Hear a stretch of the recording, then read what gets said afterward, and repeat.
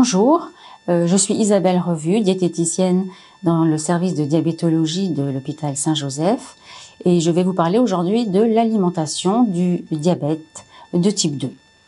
Je vais commencer tout d'abord par vous dire que l'alimentation d'une personne diabétique est en fait l'alimentation d'une personne non diabétique, soucieuse de sa santé et qui désire manger équilibré. Le diabète est très souvent lié à un surpoids. Il est donc nécessaire de perdre du poids. Mais si la personne diabétique n'est pas en surpoids, il est quand même recommandé de ne pas grossir. Vous constatez que dans tous les cas, il faut surveiller son alimentation. Comment? C'est la question. Tout d'abord, vous devez contrôler votre consommation de graisses, les graisses qu'on appelle aussi lipides. Pourquoi? Parce qu'elles sont très caloriques, stockées facilement par l'organisme et donc vous font grossir et contribuent au déséquilibre du diabète et à la survenue de maladies cardiovasculaires car elles se déposent très facilement dans les artères, les rétrécissent et peuvent provoquer des AVC et d'autres maladies cardiovasculaires comme l'infarctus par exemple. Seulement, l'organisme en a besoin, donc il faut en consommer bien sûr suffisamment et de bonne qualité nutritionnelle. Les lipides sont en effet constitués d'acides gras bons et d'acides gras moins bons. Les acides gras qu'on considère bons sont ce qu'on appelle les acides gras insaturés et les moins bons sont les acides gras saturés. Où les trouve-t-on? Les bons acides gras, nous les trouvons dans les bonnes graisses. Elles sont d'ailleurs en majorité végétales et vous les connaissez bien, ce sont les huiles, les margarines, les oléagineux, c'est-à-dire en fait les noix, noisettes, amandes, mais aussi nous les trouvons dans le poisson qui n'est pas une source végétale mais plutôt animale.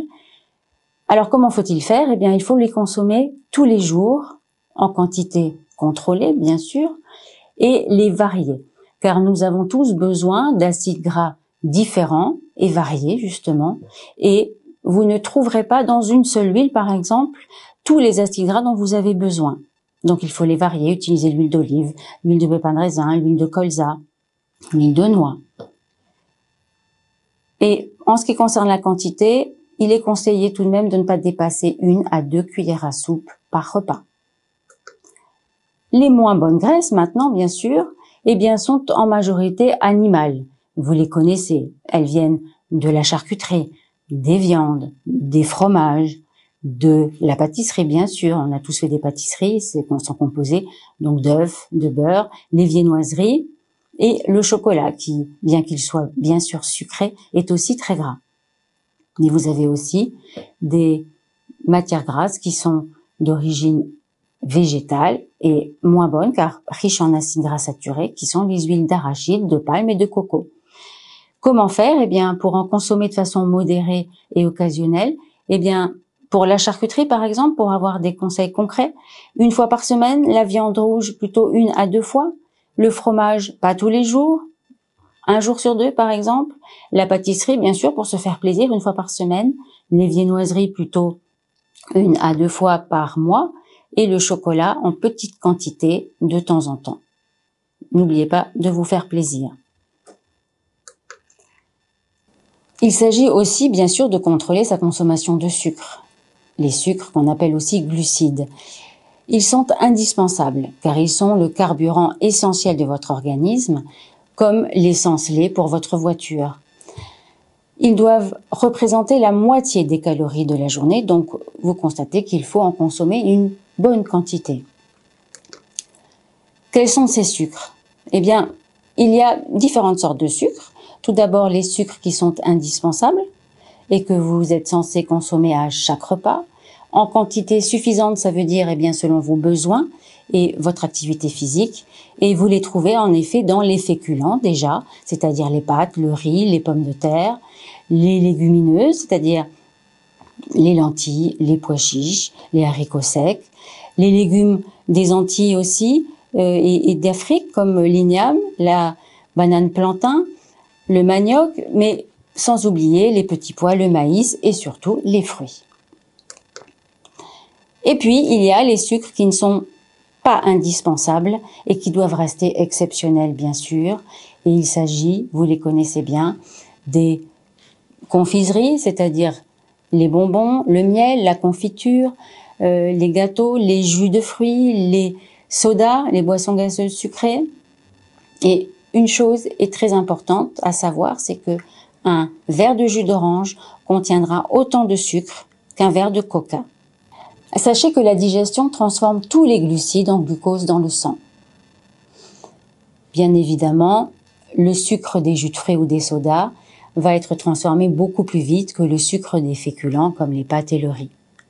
Mais il faut savoir que les glucides se transformeront plus lentement en glucose dans certaines conditions. Par exemple, s'ils sont associés à d'autres aliments non sucrés comme les viandes et les laitages. Et surtout, s'ils sont associés à des fibres. Et comme vous le voyez dans l'assiette, eh bien, le sucre des pommes de terre sera moins vite transformé en glucose grâce aux fibres des haricots verts que vous voyez et grâce aux protéines de la viande et du laitage. N'oubliez pas aussi que la cuisson joue un rôle aussi en rendant beaucoup plus rapide la transformation en glucose des aliments. Donc c'est la raison pour laquelle il faut que vous mangiez vos pâtes plutôt al dente que trop cuites. En pratique, que faire? Eh bien, il est important de bien répartir vos apports sur la journée sous forme de 3 repas, un petit déjeuner qui sera composé d'une boisson chaude, café, thé, du pain, bien sûr. Alors choisissez-le un petit peu plus fibreux, donc du pain aux céréales, du pain de seigle, du pain complet, un peu de beurre, bien sûr, et puis un laitage. En ce qui concerne les repas principaux, le déjeuner comme le dîner doivent comporter une entrée, crudité ou potage, une portion de viande, volaille, poisson ou œuf, une portion de légumes verts, pour les fibres, bien sûr, une portion de féculents, pâtes, riz, pommes de terre, un laitage, du fromage de temps en temps, un fruit et une portion de pain adaptée à celle de féculents. En effet, si vous décidez de manger une belle portion de pâtes ou de riz, il faudra faire attention à la quantité de pain que vous allez consommer, car elle va augmenter considérablement l'apport de sucre de votre repas. Et bien sûr, ne pas oublier un peu de matière grasse pour le repas, pour la préparation de votre plat que vous aimez, en respectant les quantités. En dehors de ces repas, eh bien, toujours éviter de grignoter, car en mangeant entre les repas, vous allez solliciter votre pancréas et le fatiguer. Si vous avez besoin d'une collation, eh bien, choisissez plutôt des aliments contenant peu de glucides, c'est-à-dire des laitages par exemple. Ne pas dépasser les 2 fruits par jour, mais il n'y a aucun interdit sur les fruits. Tous les fruits sont permis. La banane est sucrée, c'est vrai, mais il faudra que vous choisissiez simplement une banane de petite taille. Le raisin aussi est toléré. Ne pas en consommer trop, une douzaine de grains. Et j'insisterai toujours sur la limitation des matières grasses que vous allez utiliser pour la préparation de vos plats, en sachant que ce n'est pas le moyen de consommer un plat triste. Il faut que vous fassiez plaisir sur vos plats, c'est-à-dire utiliser épices, aromates à volonté et surtout continuez à préparer vos plats traditionnels, les plats que vous aimez, vos plats préférés, tout simplement en faisant attention à la quantité d'huile ou de margarine que vous allez utiliser. Un mot sur l'alcool? Oui, il existe effectivement des alcools sucrés comme, écoutez, les apéros sucrés, comme le martini, le porto, les liqueurs, le cidre, la bière.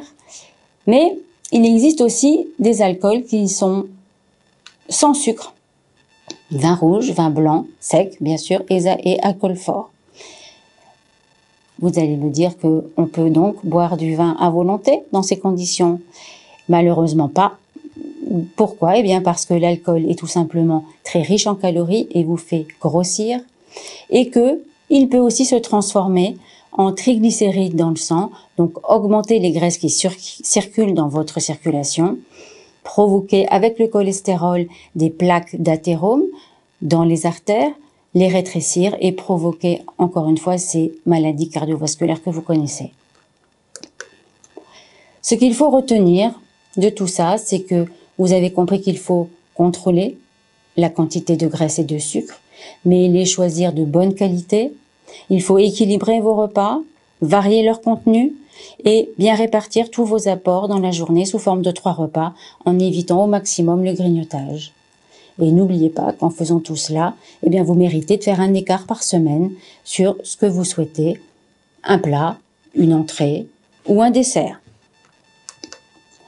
En conclusion, eh bien, je dirais que toutes les mesures diététiques que je viens d'énoncer représentent plus une discipline alimentaire qu'une restriction, qu'il faut largement privilégier le plaisir alimentaire, vous faire plaisir une fois par semaine. Et je terminerai sur le côté indispensable d'entreprendre et de poursuivre une activité physique régulière, car vous savez que l'activité physique représente un des traitements de votre diabète, tout comme la diététique et la prise de médicaments. Merci pour votre attention.